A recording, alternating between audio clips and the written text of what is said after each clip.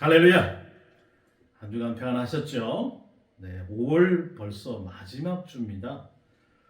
한 달이 정말 빠르게 흘러가고 있습니다. 올 한 달 동안 여러 가지 일들이 많으셨을 텐데요. 뭐 물질적으로 아마 많은 일이 있었을 것 같습니다.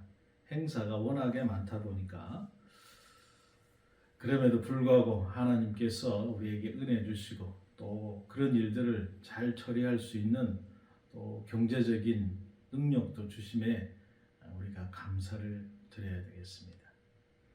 자, 오늘은 마가복음 5장 1절에서 20절의 말씀으로 큰 일을 행하시는 예수님이란 제목으로 여러분과 은혜를 나누고자 합니다. 한 사람이 지닌 가치를 여러분 무엇으로 가늠할 수 있겠습니까? 오늘날의 사람들은 그 사람이 받는 연봉으로 가치를 평가하는 경우가 많지요. 모든 면에서 그렇지만 특히 운동선수에게서는 매우 심하죠. 현재 세계 최고의 연봉을 받는 선수는 누구인지 아십니까? 네. 우리나라에서는 이제 그전에는 좋아했는데 한번 우리나라 축구 경기하러 왔다가 경기도 안 뛰고 돈만 먹고 튄 크리스티아누 호날두라는 축구 선수입니다. 1년 수입이 여러분 얼마인 줄 아십니까? 3,523억. 아무것도 안 해도요. 하루에 10억씩 받고 있는 셈이지요. 반면에 최저임금에도 못 미치는 연봉을 받아서 투잡, 쓰리잡 해야 하는 선수들도 많다는 겁니다. 과연 여러분 연봉이 사람의 가치를 결정하는 진정한 그 기준이 될 수 있겠습니까? 수입이 많으면 가치 있는 사람이고 그렇지 않으면 무가치한 사람일까요? 자, 오늘 말씀은 우리에게 사람의 가치에 대한 그 성경적 진리가 무엇인지 가르쳐 주고 있습니다. 첫 번째로 사탄의 세력은 사람을 가치 없는 존재로 망가뜨리려고 한다는 겁니다. 오늘 예수께서 바다 건너편 거라사인 지방에 이르렀다 그랬어요. 자, 그런데 이 거라사 이곳은 일찍부터 헬라 문화가 인식이 된 곳이고요. 로마 군단이 주둔하던 곳이기도 했습니다. 오늘날로 치면 저기 이태원이나 동두천, 평택에 지금 미군들이 있는 그 험프리스 그런 데죠. 자, 이곳은 갈릴리 지역과는 사뭇 분위기가 달랐어요. 거리 곳곳에 우상의 신상이 세워져 있고요. 술과 마약과 이 성매매가 만연하고 폭력 사태가 빈번하게 일어나는 그런 곳입니다.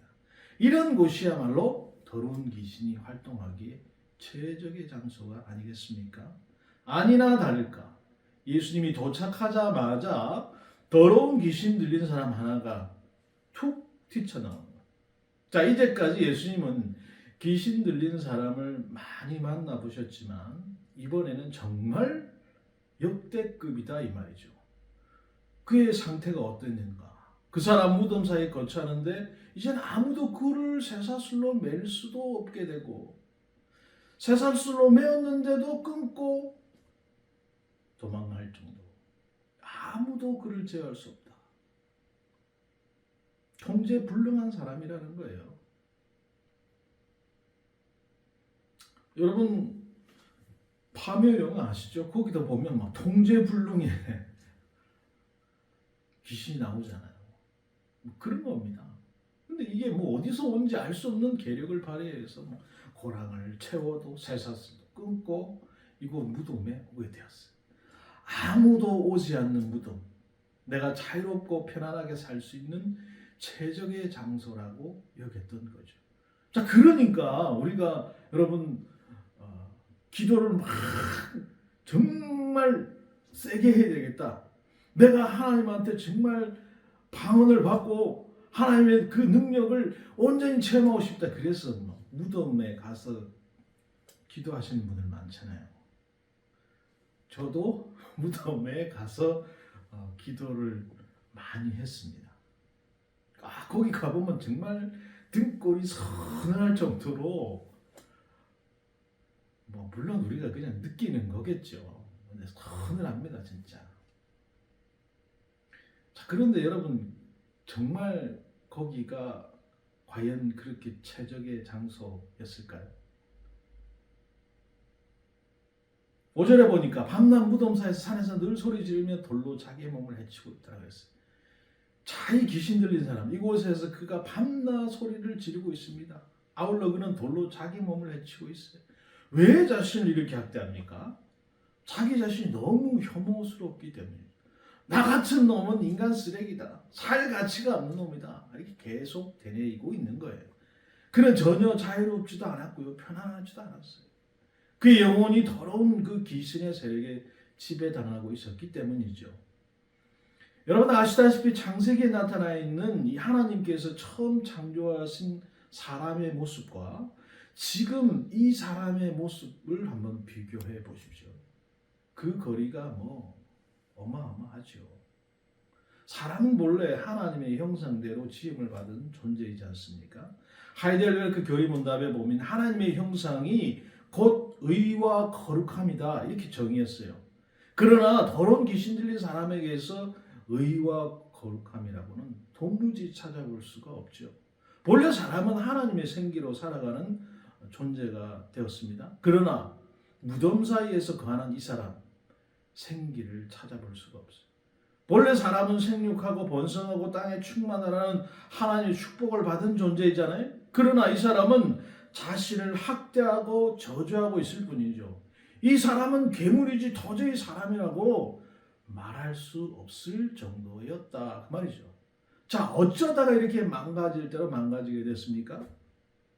뭐 우리 잘 아는 오은영 박사에게 물어보면 문제는 뭐 부모가 원인이다 이렇게 답해 줄지도 모르겠어요. 어떤 학자들은 사회가 문제다 이렇게 분석해 줄지도 모르겠습니다. 물론 맞는 말이기도 하죠. 분명 이런 것들이 영향을 줄 수도 있습니다. 하지만 그것은 일부일 뿐이죠. 이 모든 일의 배후에는 악한 영들, 사탄의 세력이 존재하고 있다는 겁니다. 아니 무슨 21세기에 무슨 악한 영이냐 이렇게 반문할지 모르겠어요. 뭐 그런 것은 뭐 공포 영화에 나오는 것이라고 말할지도 모르겠습니다만 C.S. 루이스가 쓴 스크루테이프의 편지에 보면 사탄의 최고 전략이 자신의 정체를 감추는 것이다 이렇게 했어요. 자, 여러분 이 전략은 오늘날 대성공을 거두고 있는 것으로 보입니다. 사람들은 악한 영의 존재를 믿지 않으려고 합니다. 그런 존재가 어디 있어? 그런 것들이 우리를 어떻게 조정할 수 있겠어? 이 과학이 지배하는 이 세계에 무슨 악한 영이 있겠냐? 사탄의 그 계획은 성공하는 거죠. 그러나 성경은 말합니다. 사탄과 그가 부리는 악한 영들은 분명히 실제한다. 그들은 여전히 사람들의 인간성을 파괴하고 인격을 무너뜨리고 사람들 사이의 관계성을 파괴하기 위해서 활동하고 있다는 겁니다. 그래서 오늘날에도 모든 관계를 끊고 자기만의 무덤을 만들어서 거기에서 나오지 않으려고 하는 사람들, 통제가 되지 않는 사람들, 의미 없이 악을 쓰고 자신을 학대하는 사람들이 늘어가고 있는 것입니다. 이들을 누가 도울 수 있겠습니까? 누가 이들을 구원하고 온전하게 만들 수 있냐 이 말이죠. 자, 두 번째로 예수님은 사람의 가치를 회복시키기 위해서 사탄의 세력과 맞서 싸우시는 겁니다. 예수님이 놀랍게도 이방인의 땅에서 귀신 들린 사람과 대화를 하시는데 사실 귀신 들린 사람과 대화를 하신 게 아니고 그 사람 속에 있는 귀신과 대화를 하는 거죠. 그가 멀리서 예수를 보고 달려와 저람에 큰 소리로 부르짖어 이르되 먼저 귀신이 예수님의 정체를 폭로합니다. 나는 당신이 누구인지 알아. 너는 귀신이잖아. 내가 다 안다니까? 그러면서 기선제압을 시도하는 겁니다. 그리고는 당신이 도대체 나하고 무슨 상관이 있냐? 제발 나를 괴롭게 하지 말아달라. 거칠게 조항을 하는 거죠. 그 이유는 이미 예수님께서 귀신에게 그 사람에게서 나오라고 명령하셨기 때문이죠. 요즘 한국 영화 여러분의 제일 흥행을 거두고 있는 영화 뭐죠? 범죄도시 시리즈가 큰 흥행을 거두고 있지 않습니까? 자, 이 시리즈에서 여러분 장이수라는 사람이 나옵니다. 개그 캐릭터죠. 아주 웃깁니다. 자, 그는 이수파 두목이고 사기 국제 결혼업체를 운영하는 범죄자입니다. 자, 이런 그가 마석도 형사, 마동석이가 나타날 때마다 하는 대사가 있죠. 막 욕을 하면 또 못 살게 구네. 그러니까 범죄도시 이 거라사회에 마동석처럼 압도적인 능력을 가진 분이 나타나셨다 이 말이죠. 그분이 바로 예수님입니다. 귀신의 세력은 예수님의 이름만 들어도 벌벌 떨 수밖에 없습니다. 예수님의 말씀이 역사하기 시작하면 귀신의 세력은 또 못 살게 구네 하면서 괴로워할 수밖에 없다는 거예요. 그러면 귀신의 세력을 때려잡을 예수님의 강력한 그 펀치 한 방은 무엇이었을까요? 이에 물으시되 예수님께서 귀신에게 네 이름이 무엇냐 물으시는 거예요. 왜 이름을 물으셨을까요? 귀신의 정체를 드러나면 귀신은 더 이상 힘을 쓸 수 없기 때문이죠. 마치 스파이가 정체가 드러나면 더 이상 스파이 노릇을 할 수 없게 되는 것과 같습니다. 그러니까 천주교에서 이 구마를 할 때 가장 먼저 물어보는 게 뭡니까? 예수 이름으로 명하노니 너의 이름이 뭐냐? 이렇게 물어보잖아요. 그 정체가 드러나는 거예요. 귀신들은 예수님의 주궁에 내 이름은 군대다, 우리가 많다 이렇게 자백할 수밖에 없었던 거죠. 자, 여러분 여기서 군대라고 하는 것은 6,000명 가량 되는 로마의 군단을 의미합니다.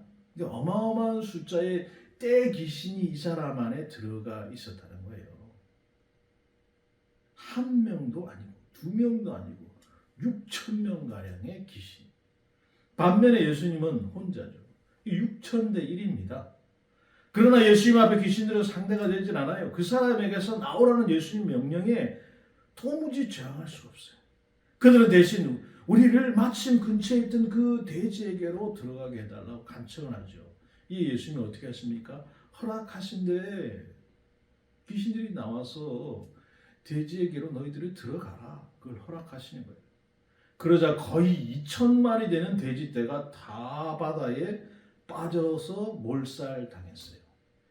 예수님이 이렇게 돼지 2,000마리를 희생하심으로써 이 귀신 들린 사람의 가치를 생각하게 하셨다는 거예요.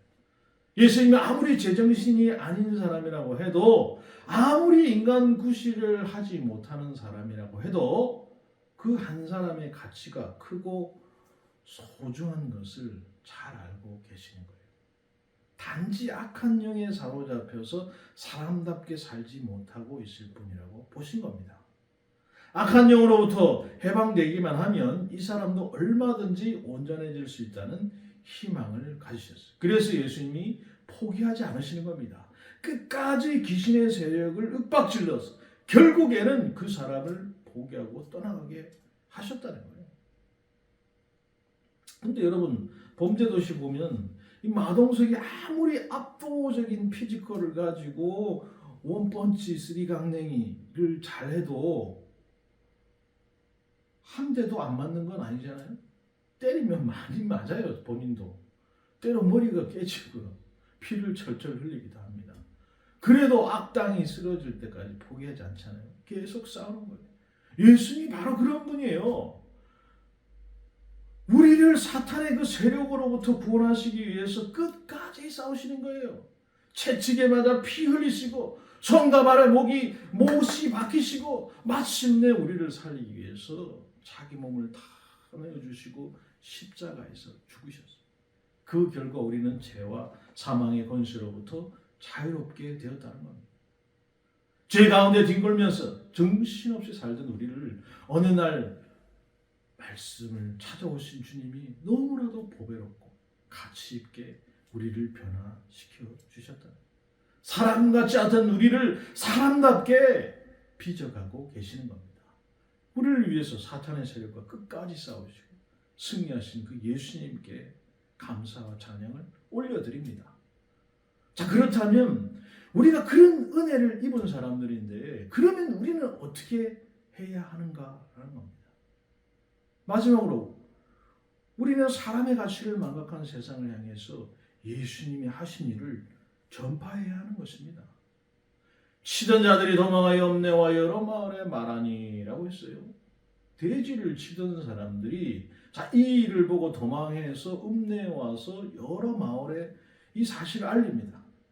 사람들이 어떻게 된 일인지 알아보러 나왔다가 귀신 들린 사람이 옷을 입고 아무도 건들지 못하던 사람인데 온전한 정신으로 앉아있는 걸 봤다. 그 모습을 보고 얼마나 놀라고 두려워했겠습니까? 하지만 그들을 더욱 두렵게 한 일은 따로 있죠.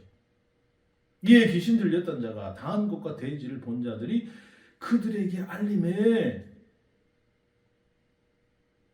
바로 2,000마리나 되는 돼지들이 죽어서 물 위에 둥둥 떠 있는 모습.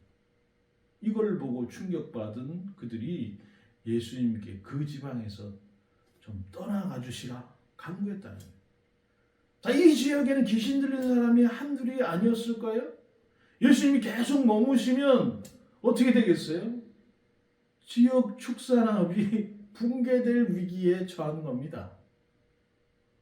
아니, 한 영혼이 온전하게 되는 것만도 돼지떼 2,000마리를 몰살시켜야 되는데 이게 또 다른 귀신 들린 사람이 한 명이라도 더 나오게 되면 아예 그냥 돼지를 키우지도 못하게 되는 상황이 오는 거예요. 그러니까 이 사람들한테는 이게 굉장히 중요한 일인 겁니다.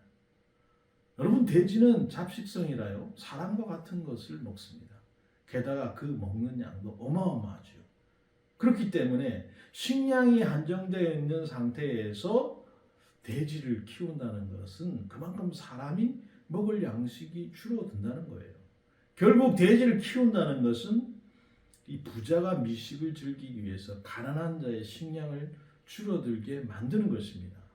이 거라사 땅은 최소한 수천 마리의 돼지를 키우던 그런 동네였다는 거죠. 이 지역 사람들이 얼마나 돈을 중요하게 여기고 물질적 가치를 중시하는지를 단편적으로 알려주는 겁니다. 이곳은 사람보다 돼지가 더 높은 가치가 매겨져 있는 동네예요. 사람보다 돈이 더 중요하게 여겨지는 그런 마을이었던 것이죠. 복음서에서 예수님은 하나님과 재물을 겸하여 섬길 수 없다고 말씀하셨어요. 재물이 여러분 헬라어로 뭡니까? 만몬이잖아요. 여기서부터 만모니즘이라는 말이 생겨납니다. 만몬이라고 하는 것이 인간이 사용하는 도구가 아니고 인간에게 경배의 대상이 되는 물질을 의미하는 겁니다. 좀 더 적나라하게 말하면 돈귀신이다. 이렇게 할 수 있다는 겁니다. 사람이 여러분 돈귀신에 사로잡히면요, 생명보다 돈을 더 중요하게 여깁니다. 돈귀신에 사로잡히면 사람보다 돈을 더 가치 있게 여기는 거예요. 자, 그렇다면 여기서 우리는 근본적인 질문을 던져볼 필요가 있는 것입니다. 누가 귀신 들린 사람입니까? 근데 귀신에 들린 사람은 당연히 귀신 들린 사람이죠. 그러면 돈귀신에 사로잡힌 마을 사람들은 귀신 들린 사람이 아닙니까? 근데 귀신 들리는 사람은 예수님께 나를 괴롭히지 말라 이렇게 요청했잖아요. 근데 돈귀신에 사로잡힌 사람들은 어떻게 합니까?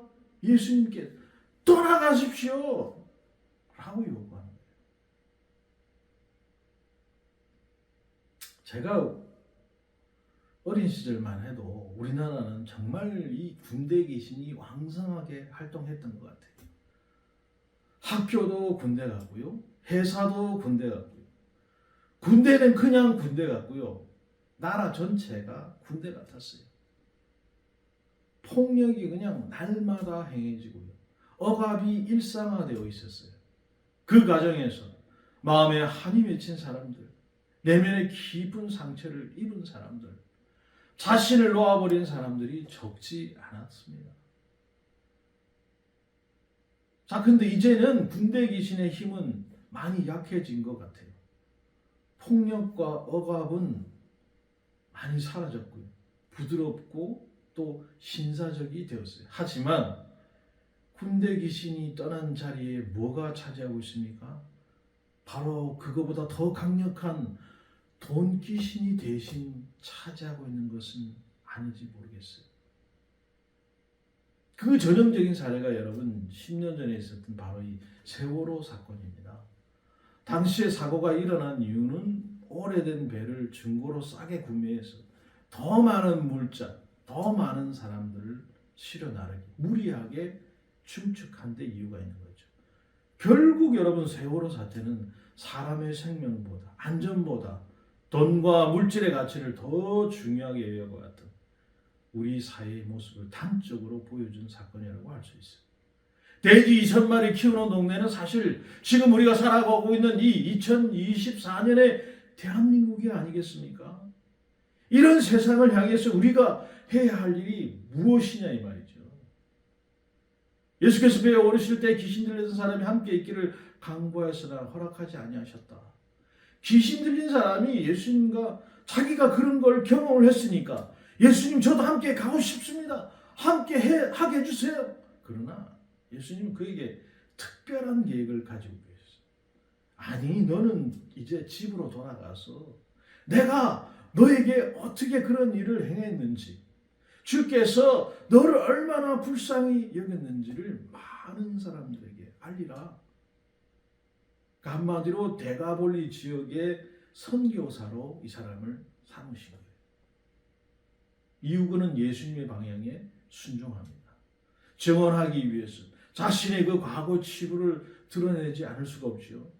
그런 이런 것을 전혀 개의치 않았고 예수님께서 자신에게 어떻게 큰 일을 행하셨는지 그 데가볼리 지역에 전파를 했던 거죠. 모든 사람이 이것을 놀랍게 여겼어요. 변화된 그 사람 자체가 큰 울림이 되었다는 겁니다. 사랑하는 성도 여러분, 이제는 우리 차례예요. 우리는 힘과 돈에 미친 세상을 향해서 예수님의 능력과 사랑을 전달하는 통로로 우리는 부르심을 받았어요. 만약 우리가 침묵하면 예수님께서 우리에게 얼마나 큰 일을 행하셨는지, 예수님이 우리를 얼마나 불쌍히 여기셨는지 세상이 알 길이 없습니다. 사람들은 계속해서 악한 영들에 사로잡혀서 고통받을 수밖에 없죠. 그러므로 편안한 곳에 우리가 숨어 있을 때가 아니죠. 예수님이 하신 일을 널리 전파해야 할 때인 것입니다. 하나님의 말씀은 당신 속에 있는 그 광기를 치료하고 당신 속에 있는 악령을 쫓아낼 것이라고 외쳐야 할 때가 지금이라는, 이것이 우리의 사명이고 또 우리의 영광이요 숙명인 것입니다. 우리 예수원의 교회 비록 적지만 우리 성도들이 우리의 증언을 통해서 주님 안에서 한 사람의 가치가 회복되는 그 역사들이 풍성히 일어나기를 간절히 기도합니다.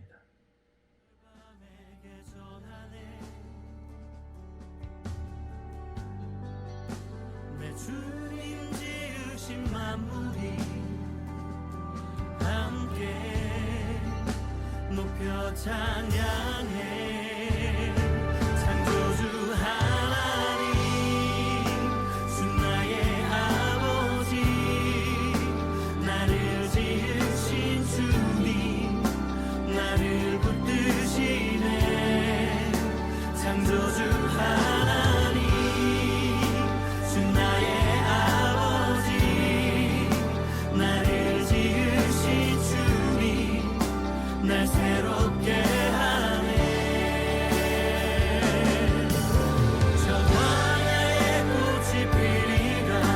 저